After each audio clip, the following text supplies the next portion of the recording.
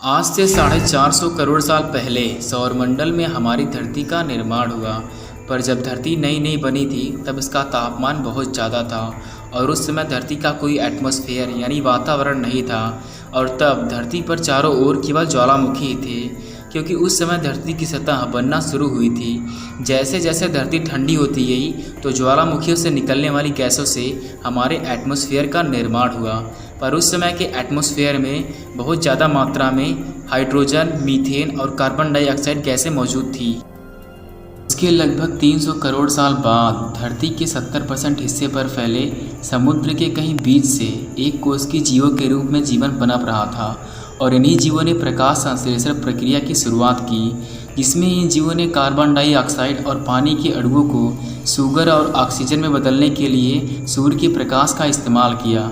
समय के साथ इन जीवों की तादाद बढ़ने लगी, जिसके कारण एटमॉस्फेयर में ऑक्सीजन गैस की मात्रा बढ़ती रही।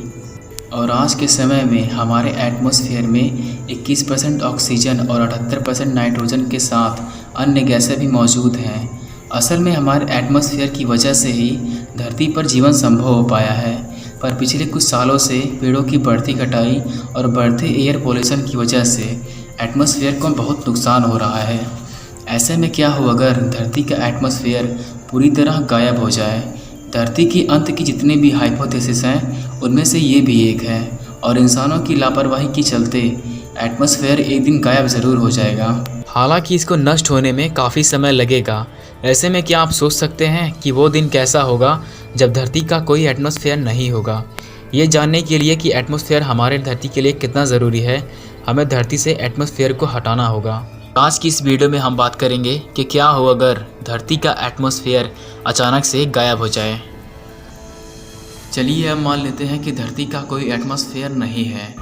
एटमॉस्फेयर सूर्य के प्रकाश का प्रकीर्णन करके आसमान को नीला बनाता है, लेकिन ये तभी तक था जब तक एटमॉस्फेयर था, क्योंकि अब एटमॉस्फेयर नहीं है तो दिन के समय भी आसमान काला दिखाई देने लगेगा, क्योंकि सूर्य के प्रकाश का प्रकीर्णन करके आसमान को नीला बनाने वाला अब कोई एटमॉस्फेयर नहीं है।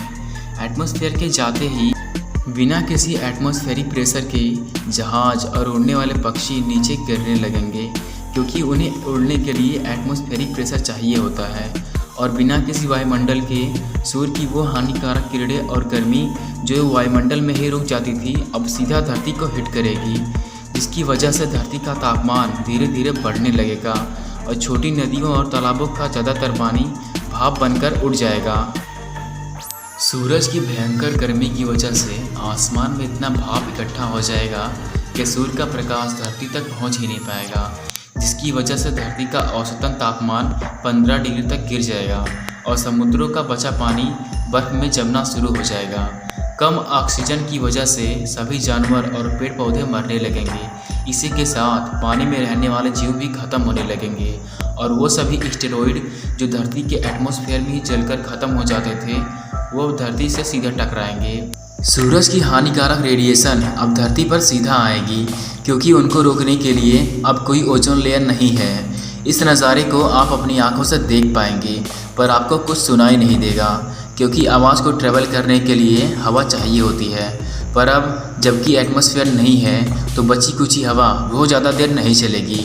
मान लीजिए कि आपके पास सांस लेने के लिए एक ऑक्सीजन सूट है और आपने खुद को इन सभी खतरों से बचा लिया, पर आप सूर्य की तेज़ रेडिएशन से नहीं बच पाएंगे। जल्द ही वो सभी जीव जो ऑक्सीजन में सांस लेते हैं धरती से पूरी तरह ख़त्म हो जाएंगे।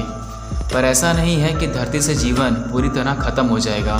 कुछ ऐसे बैक्टीरिया अभी भी जिंदा हैं जो बिना ऑक्सीजन के भी जीवित रह सकते हैं। ये बैक्टीरिया अंटार्कटिका की बर्फ़ में भी जिंदा रह सकते हैं। यहाँ तक कि ये 85 डिग्री जैसे उच्च तापमान में भी जिंदा रह सकते हैं, और वो भी बिना हवा और पानी के। और इस बैक्टीरिया का नाम है हाइपरथर्मोफाइल्स। ये इस तरह के बैक्टीरिया होते हैं जो कि गर्म से गर्म तापमान में भी जिंदा रह सकते हैं। इन्हें पानी या ऑक्सीजन की आवश्यकता नहीं होती। ये बैक्टीरिया कार्बन डाइऑक्साइड को कंज्यूम करते हैं। तो अब इस घटना से बाहर निकलते हैं। इस हाइपोथेसिस, इस परिकल्पना का क्या मतलब है? क्या हम लोग ये सिर्फ मज़े के लिए देख रहे हैं? नहीं, असल में हम इस हाइपोथेसिस के ज़रिए अवेयरनेस फैलाना चाहते हैं, जागरूकता फैलाना चाहते हैं। जिस तरह दुनिया में डिफॉरेस्टेशन हो रहा है, पेड़ काटे जा रहे हैं, उसके चलते वास्तव में हमारे एटमॉस्फेयर को बहुत नुकसान हो रहा है। पर इसके चलते एटमॉस्फेयर गायब तो नहीं होगा, पर अगर असल दुनिया की बात की जाए तो पेड़ काटना, वातावरण में पोल्यूशन का बढ़ना, नदियों का गंदा होना, ये सब एटमॉस्फेयर को बहुत नुकसान पहुंचा रहे हैं, जिसकी वजह से वातावरण में ऐसे ऐसे बदलाव आ रहे हैं जिन्हें बदला नहीं जा सकता। अमेज़न और दुनिया के बड़े बड़े जंगलों में जिस तेज़ी से पेड़ों की कटाई हो रही है उसकी कोई हद नहीं। गूगल में सर्च करने में जो डेटा दिखाता है डिफोरेस्टेशन का, वो ज़्यादातर आउटडेटेड होता है। असल में उससे कहीं ज़्यादा पेड़ काटे जाते हैं डेवलपमेंट को बढ़ावा देने के लिए। डेवलपमेंट कोई बुरी चीज़ नहीं है, पर अगर डेवलपमेंट बैलेंस में हो तो नेचर को उससे कोई नुकसान नहीं होगा। और बहुत ज़्यादा पेड़ काटने की वजह से साइंटिस्ट ये अनुमान लगा रहे हैं कि 2050 तक अभी जितना पानी लोगों को मिल रहा है उससे आधा ही मिलेगा, वाटर साइकिल डिस्टर्ब होने की वजह से। इसी की वजह से 2024 तक अफ्रीका ऐसे देशों में पानी की कमी हो जाएगी और पानी के चलते देशों में आपस में लड़ाइयाँ भी होंगी। पर देशों को आपस में लड़ने के बजाय एकजुट होकर डिफोरेस्टेशन के खिलाफ लड़ना चाहिए। अगर आपको वीडियो पसंद आई तो वीडियो को लाइक कीजिए और ऐसे ही इंटरेस्टिंग वीडियोस देखने के लिए हमारे चैनल को सब्सक्राइब करके उस बगल वाले बेल आइकन को भी प्रेस कर लीजिए।